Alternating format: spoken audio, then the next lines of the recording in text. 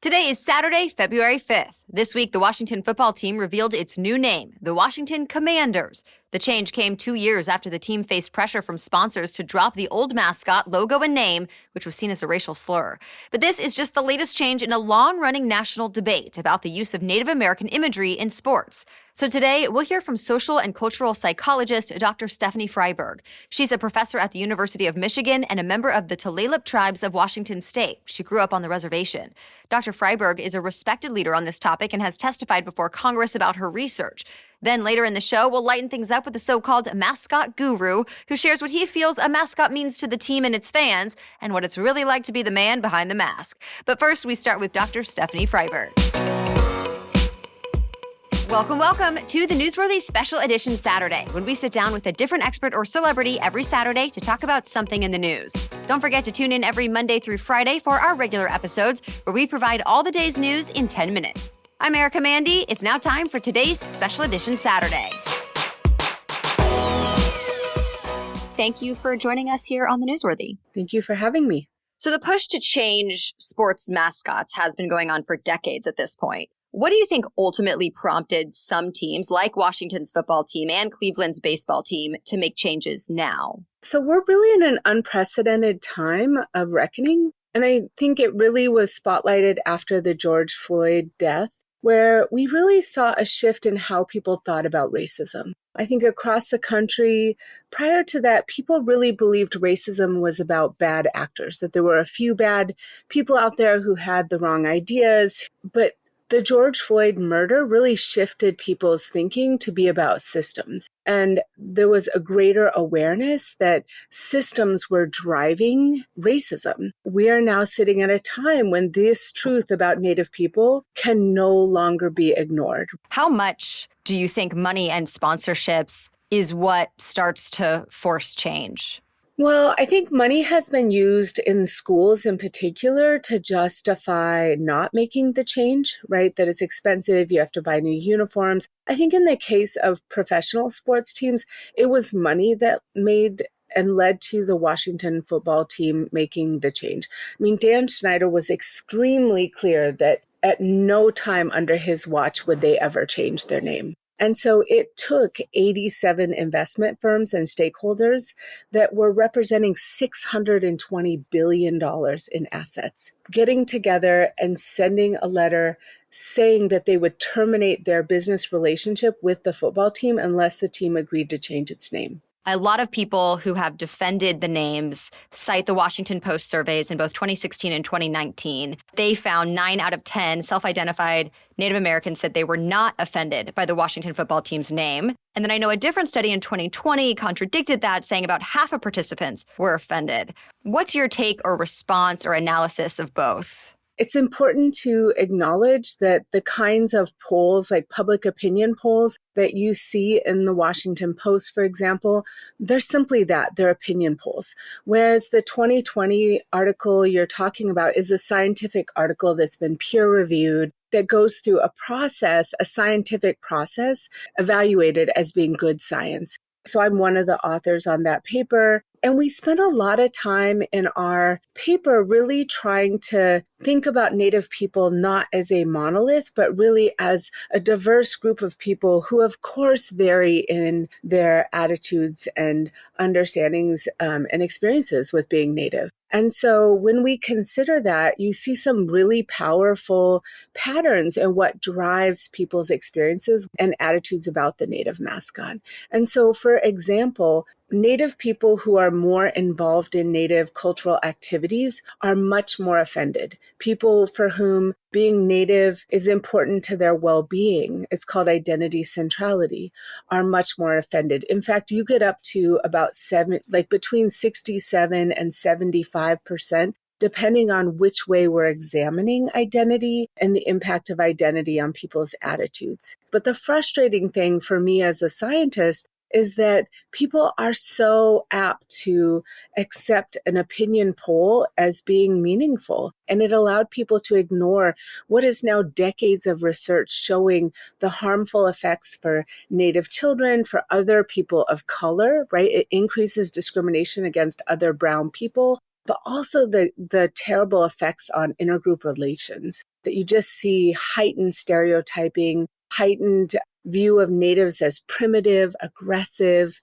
right? So there's these really powerful pieces. And then you think about, what does it mean to take these mascots into our schools? We know that native mascots decrease self-esteem and community worth for native youth. They increase stress, depression, and suicide ideation, as well as like these issues around stereotyping and discrimination. In what world does an opinion poll get to erase all of this other scientific data about the effects of native mascots on native people? What do you make of the steps, like what's actually my hometown team, the Kansas City Chiefs, have done, where fans are banned from wearing headdresses to games, but they haven't changed their name?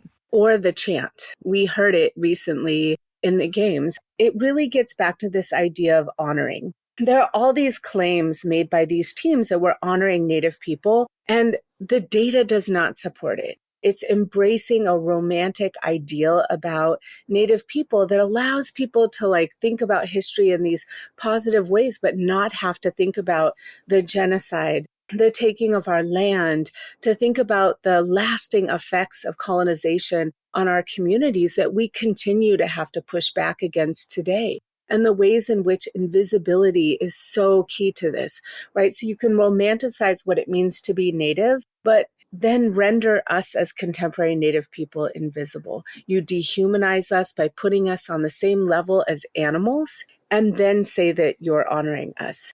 Is there a good way to represent and honor native people? Yes.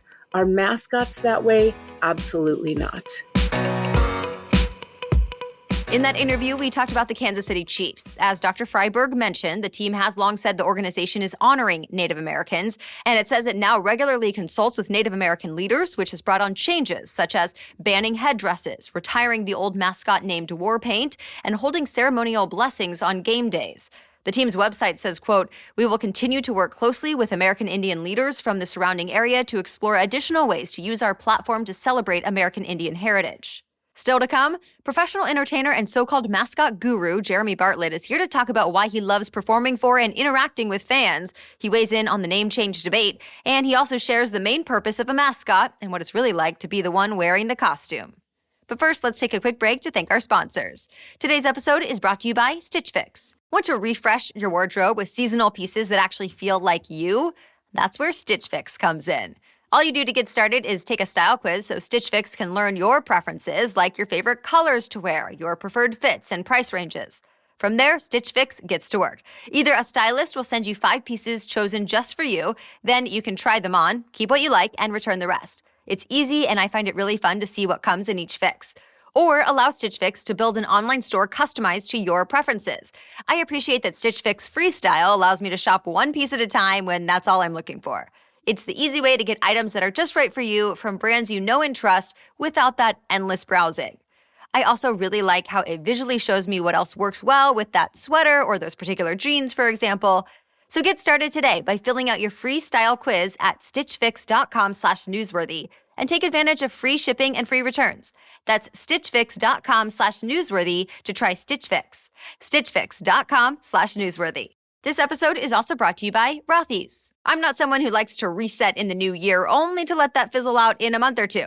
So when I want the new year to be a fresh start, I also want to make sure that fresh start lasts all year long. And that's an easy to do with Rothy's shoes. They're not only crazy comfortable and stylish, they're also machine washable and durable. So this is a purchase that will last. I've had my Rothy's shoes for years now, and it's why I feel confident ordering another pair. Of course, it also helps that People magazine named my next purchase the best flat in their style awards. But it's not just flats. Rothy's has casual and dressy styles for both men and women, so you'll always find exactly what you need. And it's not just shoes either. Rothy's also has stylish and washable bags, wallets, and other accessories. The best part? Everything Rothy's makes is better for the planet. They've repurposed millions of water bottles into their signature thread that goes into every single one of their products.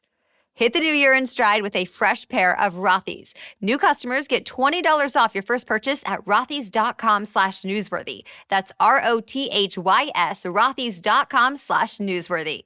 Okay, now back to my conversation with the Mascot Guru, Jerome Bartlett. Hi, Jerome. Thanks for coming on the Newsworthy.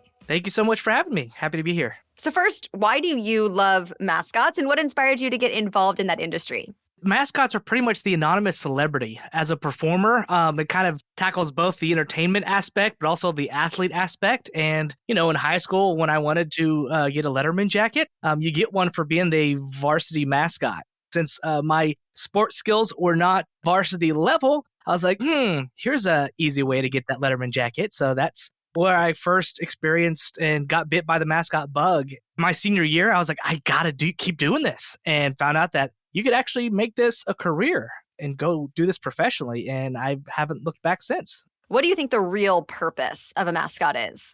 The real purpose of the mascot is just to connect with the fans, young and old. A mascot is a really good marketing tool for that brand, whether it be a sports team or just a business. It is a walking billboard that everybody recognizes it. Everybody wants to capture the photos, as well as mascots are just seen as the fun havers, the people that are bringing the entertainment. And so that's really what the value of that mascots bring, is just providing fun and connection to the fans and uniting that brand to be a tangible tool for the team to use. And how important do you think a mascot and a team name are to sports fans? I think it's very important because that's what the city identifies with, because it represents them on such a unique level. That success of that team represents that community. And so having a good team is important, but also just having a good legacy is also really important because it represents everybody that has grown up in that area and the memories that they've experienced by attending those sporting events all those years.